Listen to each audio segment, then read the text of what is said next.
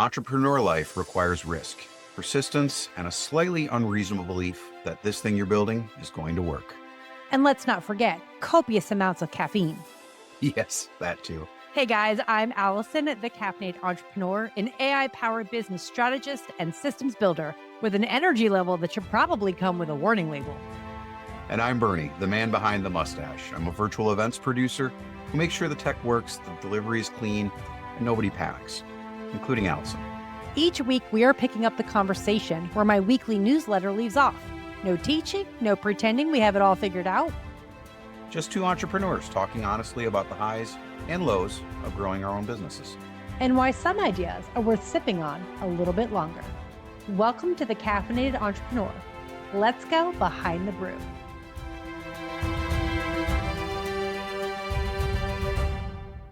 Hey guys, grab your favorite caffeinated beverage and join us for today's episode where we're going behind the brew of newsletter issue number 11. If networking feels like speed dating, you're doing it wrong. Hey Bernie, how are you today? I'm fabulous, Alison. How are you today? Are you excited for our inaugural episode? I am super stoked, a little nervous too, but yeah, it's going to be good. It's going to be amazing. Well, before we even get into it, I have to ask this question. Do you get nervous when you see that I've left you a voice message in your LinkedIn DMs? When you press that blue bar, you don't know what I'm saying yet? Absolutely. Yes. So a coach of mine said that is a fantastic way to obviously, connect with people. They hear your voice, all the things. But when I see it come through, I'm like, oh, I can't go through and kind of see what's happening first. Like, you just got to listen to it. And yes, Allison, every time I see that, I'm like, oh, no, what is it? Yeah. So for those of you listening, if you don't know, I'm full of crazy ideas and I loop Bernie in on many of them. And so when I send him DMs, usually he's getting me chattering a mile a minute about another crazy idea that I have that I just have to tell him about that he's going to want to be a part of. So this podcast was one of those ideas. And today's episode is going to be all about how Bernie and I came to this point. We've known each other almost 2 years now. Yeah. Actually, I think a little more than 2 years now. Yeah. And it all started because of networking. So if you read The Caffeinated Entrepreneur all the way back in issue 11, I talked about being super scared to join a brand new networking group. I had moved from Instagram to LinkedIn in search of my ideal client. And while I was there, I learned about this group called Success Champion Networks. I landed on their website and I noticed a massive typo on the website in big, bold letters. And I was like, oh gosh, if this were my website, I'd want to know. So I reached out to Donnie, the guy who runs the networking group, and I sent him a DM and I was like, hey, I just want to let you know you have a massive typo on your website. But I'm curious about your group. Like, how does this work? And which chapter should I join? Because there's a lot of chapters. And he thanked me and then immediately told me that I should check out Growth Mode Engage, a national chapter, because I lived in the middle of nowhere, California, during our RV full-time lifestyle. And I showed up to the event on a Friday morning, and there was the man with the mustache, Mr. Bernie, the president, and who could forget John Hoffman, the education chair at the time, with his mohawk. I mean, I think enough is said right there about the kind of room I was walking into. I would love to know, Bernie, just before we even get into me being there, talk about the group and like why you developed the group the way you did with the culture that you developed, because it's important. Well, I think it's very interesting when you bring a group together to have a common goal, right? A common enemy, if you will. And, in our case, the common enemy or goal is growing our businesses, right? And it's a whole lot of entrepreneurs from all over the country, all doing different things, but oftentimes the strategies, the challenges are going to be the same, right? So that's really, I think, the underlying factor of why I started the group was, as an entrepreneur, I needed someone else in my world. I needed other people to bounce ideas off of. Oftentimes when you're, in my case, sitting in my basement in a cave, right? Like, there is no coworkers, there is no water cooler, right? And so that's why I joined SCN and started the chapter. But the vibe that I wanted to create in that room, I wanted it to feel very comfortable, very personal. I wanted to bring a group of people together that I feel like I could have a beer with after working on a project, Or right? a cup of coffee for Or a those cup of of us who don't coffee drink. in this case, right? Um, but yeah, that was the vibe that I wanted to bring to the room. And it just so happened that my background obviously is in putting on virtual events and meetings. So I was able to really leverage a lot of the technical aspects of what I do to put together a really fun and engaging meeting that is more than just people gathering in a room together and talking a bunch of crap. We're actually getting some stuff done. We're learning about each other. We're deepening relationships. Yeah, and I will say, so in my first meeting when I showed up, and I put this in the newsletter, I felt like a little kid who got to sit at the big kids table. Like that's really how I felt. Not because I think I was probably one of the older people in the room. It had nothing to do with age, but just the level of conversation was so high. Not in a way that it was boring, but just there was so much of I have someone in my network that I can introduce you to. The way that people introduced themselves, they were so good at talking about who they were, what they did, who they helped, how they helped them. And then even that idea of like, well, we don't ask for direct referrals here, we ask for referral partners. It was this whole dynamic that I thought was really fascinating. And then the education moment, which I think John did it that day. And of course, John's never prepared when he does his education moments. Sorry, John, you're probably listening right now, but it's true. But it was so good. And I was like, who shows up to a networking event to actually learn something super valuable that's not about networking itself, right? So the whole vibe was awesome. I think at the end, you always ask the guests, like, what did you think? And I probably went in chipmunk mode, but I knew after that one event, like I want it. So I immediately asked for the application and, the rest is history, kind of. I've always wanted to know what was the conversation like now that I'm on the leadership team and I know that we talk after every meeting. Mhm. I want to know what was said about me after that first call. I feel like you have to tell me. So I think the conversation went very similarly to how many of our conversations go, Allison, afterwards. Initially, and I think you'll relate to this. From a networking perspective, we wondered whether or not you had a deep enough bench of folks you knew to really find value in the group. So, the question of whether or not we bring on a puppy, right, was on the table. Yeah. But what we loved about you was your energy, your enthusiasm. Your personality doesn't allow you to just sit on the sidelines. Yeah. And that's one of the things that we loved about you. But I will also venture to say, and maybe going too far because we'll talk about this more later, that is one of the reasons why I asked you to be on the leadership team Yeah. was because you were engaged in every meeting. You showed up every week, you did the things. And everybody chooses their level of participation, right? And it's okay, whatever that is. But when you're evaluating for leadership, that's what you want, right? You want people who are leaning into it, and you had that in ACEs. Yeah. Well, and I feel like when I came, I actually knew that I didn't have a deep network because I was brandy new to LinkedIn. I think I had like 97 connections at that point. Just like a big no-no. Um, but I didn't feel like I had a lot of people I could introduce anybody to. But I knew that I was good at what I did. And I was like, if I can show up and just offer that kind of, contribution to people who don't know a lot about marketing. They don't know a lot about emails. They don't like, all that kind of stuff. Mhm. If I can just drop gold nuggets there. And I really enjoyed doing that in the coffee chats as well. That was a big thing. Virtual coffees, the more mature way to say it, right? Virtual coffees is the way we call them in Growth Meta Gauge. But basically, meeting with people one on one, getting to know them. And what I found fascinating is that it didn't really matter what anybody's backgrounds were, whether they came from corporate, whether they came from, I was a stay-at-home mom with 5 kids, right? That's where I started. And then my side hustle and all the things. We were all sort of struggling with the same entrepreneurial problems. And so, like, where our backgrounds gave us some perspective, the present gave us this commonality of like, yeah, we're in it together. Like, Right. we're in the trenches. Yeah. So, yeah. So I know you mentioned the leadership team. What crazy notion made you think like, oh yeah, we should have more of her in here because that was a gamble. Well, generally speaking, I guess I'm more of the even keeled individual, right? But I significantly value positive energy, and again, you ooze positive energy. So when you're bringing together a room like that, you do have to have that balance. And, John is also very even keeled. Who else was part of the leadership team at the time? Everybody was kind of similar to me, Yeah. right? Very Yeah. even keeled, as I recall. And I remember saying to them, we need to bring in somebody who has a little bit more energy to Little to help, spark, help a spark the little room. spark. Exactly. Well, I'm happy to have been that spark.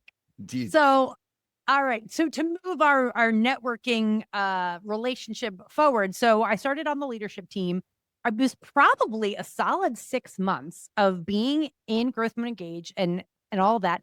And through all these virtual coffees that I was now having, I was discovering that I was sharing with people things that I was doing with AI that they were like, I didn't know you could do that with AI. Yep. And I was like, I just started sharing my screen and showing people things. And I realized there was some interest around people learning. And it was funny because you at the time, not knowing any of this, and I don't think I've ever told you this, that you on the side had actually invited me to be part of I think it was like a master class or something you were putting on, Mhm. because you were like, you should be doing virtual events. Like, you're the right fit for that. And to me, like, to have the expert reach out to me and be like, I see potential for what you could be doing on a virtual stage.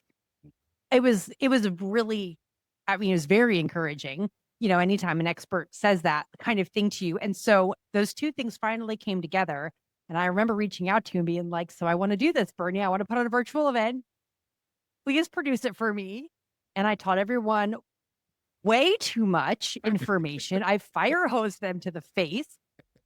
Um, but here's what I want to share. In a minute, you can definitely share what you did in terms of tech. Like, Mhm. we all know Bernie does the tech, but I want everyone to know what Bernie brought to the table, and Joey for that matter. Joey was there too at that time. Mhm. Joey, you should be listening to this episode right now. Um, but for anyone who wants to do a virtual event and you're like, I don't need a producer. I can do the tech. I know how to press record. I can let people out of the waiting room. What I found most valuable, and I still find super valuable in having a producer, is the calm before the storm. When I was panicking, I mean, I literally taught for a living. Like, I was a teacher and I am very natural as a teacher. And yet the thought of doing it in a webinar situation, like 30 minutes beforehand, I legit wanted to throw up. Like, I was done. I was ready to be like, nope, I'm out. I don't want to do this anymore. And you were like, okay, Alison, deep breath. Like, let's go through your slides. Let's talk about your intro. And it was clearly this yin versus yang, this calm presence that you brought to me in that moment that, like, helped me get through that 30 minutes leading up to the event. And then I was off and running. And then afterwards, I was so drained. I was like, oh my gosh. I remember you took like 2 days off. Yeah, I think I might have crawled up under my desk in the fetal position the next day. But it was like, then it was the debrief. There was okay, here's what went really well. Here's how you can improve. Here's how you can get better. So that was something that you brought to the table that I wasn't expecting that I was even going to need. Mhm. So thank you for that. You're welcome. I mean, obviously, Allison, we're at this point.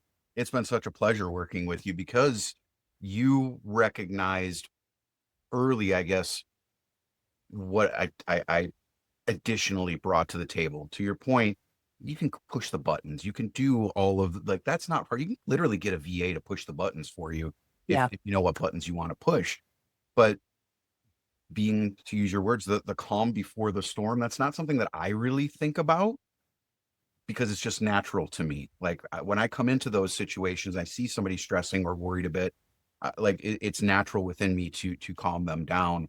I can't even say calm them down. Give them the peace that they need to be able to move Yeah. forward, right? Because Yeah. you still had a lot of butterflies, but you were able to move forward. Oh, for sure.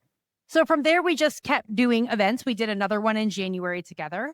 Yeah. We did another one in April together. So the next thing I know, I have a voice message this time from Bernie in my DMs.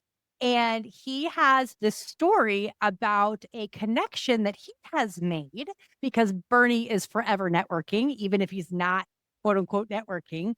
And it became the biggest opportunity that I had had in my business up to that point, and maybe even to this day?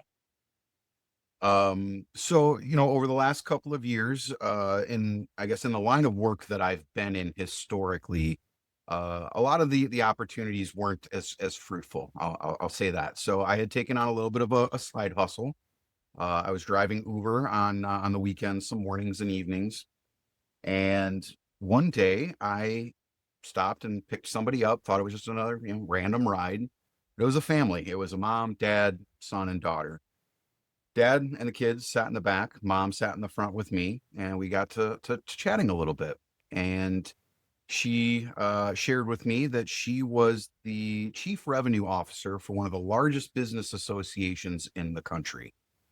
And from that initial meeting, they ended up reaching out, knowing obviously at that point what I did, and asked if there was content that we could bring into the association.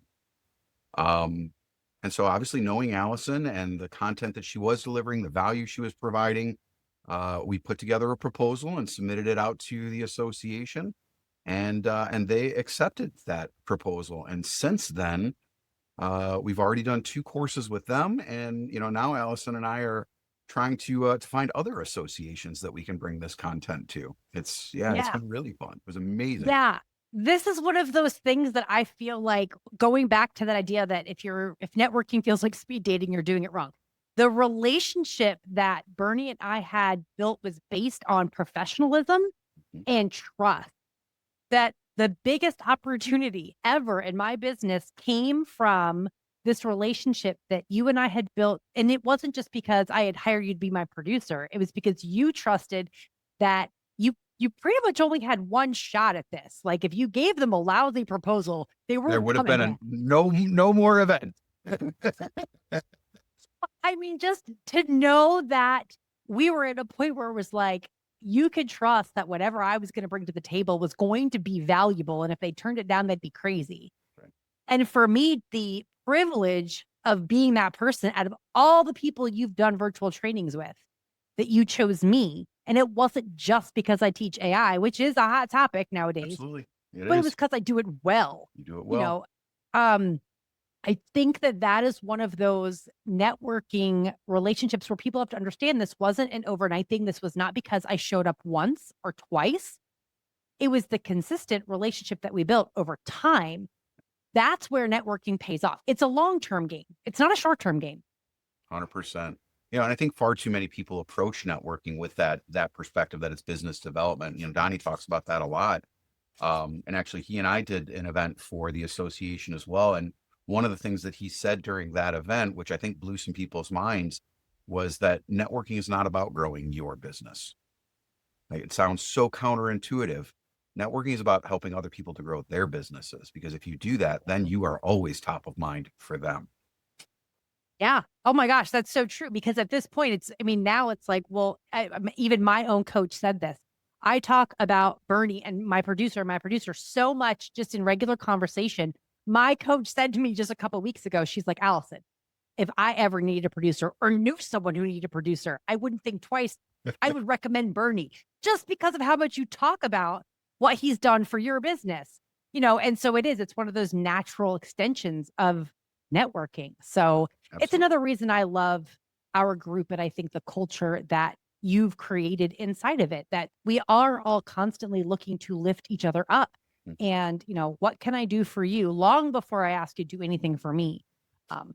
It's And very cool. it's interesting because you said that I built, and while I guess I was the catalyst, I started it. I didn't really build it. I just brought in the right people, and we built the culture together. Yeah. Because I think John said this not long ago. The people that we bring into the group, they are the product of the group, right? The value is in the collective minds coming together and having those conversations and building those relationships. Yeah. No, that's a good point. That's a really good point. So, all right. Well, to land this plane, y'all, obviously you can see why Bernie and I are now kind of doing a podcast together. So I have a podcast years ago called the Next Step Podcast. And when I wanted to revive podcasting again, because I love to talk, shocker, my original idea was actually to create an AI agent inside of 11 Labs that had like a cool voice and was going to interview me about my newsletter topics. And I shared this idea with some people and they were like, that's so cool. It's a great idea, y'all. But let me just tell you how hard it is to actually make it happen. I mean, me and 11 Labs went back and forth for some time. Y'all think AI is like, oh, it's so easy. People, yeah, it's great, but it takes a lot of work to get what you really want out of it. And so I was trying really hard and I was getting so frustrated. I was just annoyed with it. I was like, stop asking me that question. That's just a dumb question. Like, why are you taking the conversation in that way? Like, you know. So I thought it would be so great if I had a person to actually interact with during these calls. And then I was like, wait a minute, I do. I have a producer. And so that's what led to this. I didn't even sleep on it. I just literally grabbed my phone, opened up LinkedIn. I was like, okay, Bernie, I have this idea. And you probably have too much on your plate already, but you should make time to hear about this. And I got you to book time on my calendar for me. And then I didn't even wait. We literally I was at the next day after our chapter meeting. I was like, do you have 15 minutes? Can I just tell you right now? I can't even wait till later this afternoon. And so that's how we got here. And hopefully everybody enjoys this podcast, because while the Caffeinated Entrepreneur issues are the topics that we're diving into, the goal here is really to approach those topics from two different backgrounds with two different point of views. You guys clearly already heard different personality types, man versus woman. There's going to be difference of opinion right there. Potty humor versus not potty humor. Well, you can guess which one of us. I do enjoy potty humor. Yeah. So, I mean, it's just different. So I think that this is going to be a super cool podcast. And anything else we want to end this with, Bernie? I think there's a lot more to come, a lot to unpack and have fun with. This is our first episode, and I'm super excited to do it, Alison. It's just been really fun. So guys, thanks for listening. Keep showing up, keep taking the next step, because the caffeine is strong. So are you.